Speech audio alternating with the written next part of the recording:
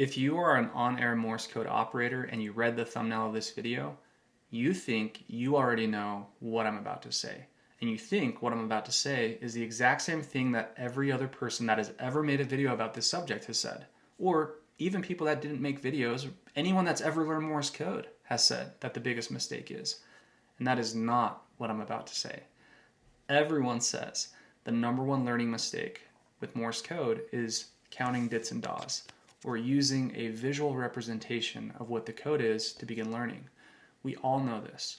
We all know that we need to learn to hear the sounds of the code. Why is that? Well, as we gain speed in CW or Morse code, we know that the part of our brain that counts, that can count 1, 2, 3, 4, is very different from the part of our brain that can hear or discern or decipher information via sound.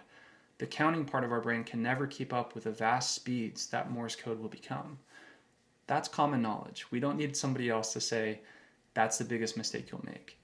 I had an incredible experience, and this was provided to me by a mentor in my CW Innovations class, where we spent a lot of time focusing on instant character recognition, ICR.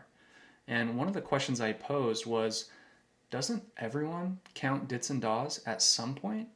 And with no hesitation, he said, yeah, definitely. Everyone starts by counting dits and das. Therefore, the number one mistake that Morse code learners make is the excuse that they make to themselves that they learned the wrong way.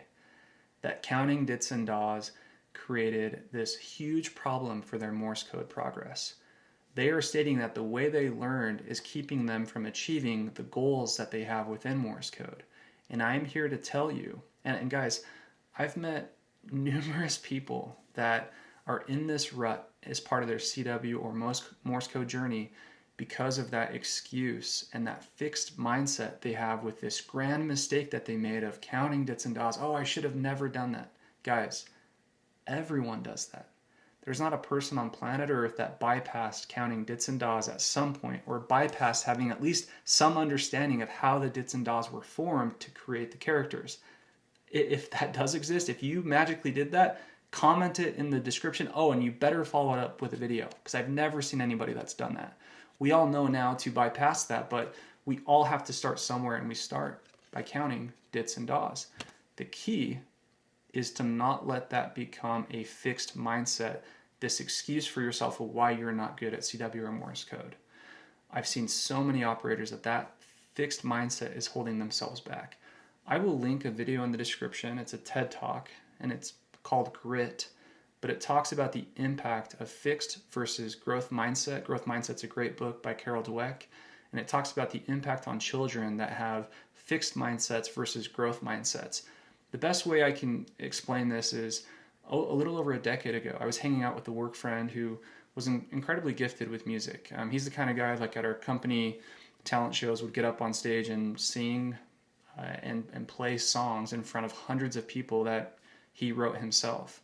And we were doing a little bit of a jam session on guitars, and I think I said what a lot of people say throughout their life, and it was, oh, I can't sing. I don't have the singing ability. I'm not a good singer.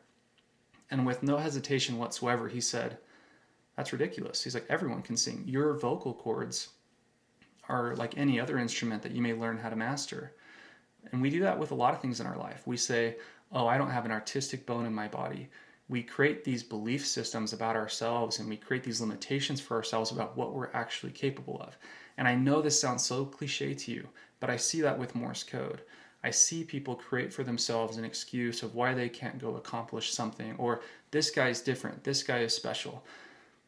That's definitely not the case. Anybody can accomplish what they want through hard work and dedication, and sure, there are best practices, but the belief system of, oh, I began by counting dits and das, and that forever prohibited me from becoming the CW op that I wanted to be, guys, we've got to kill that. We've got to crush that.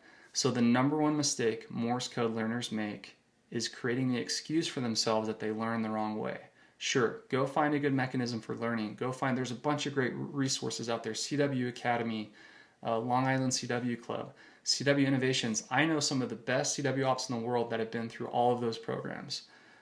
Let's help each other focus on instant character recognition.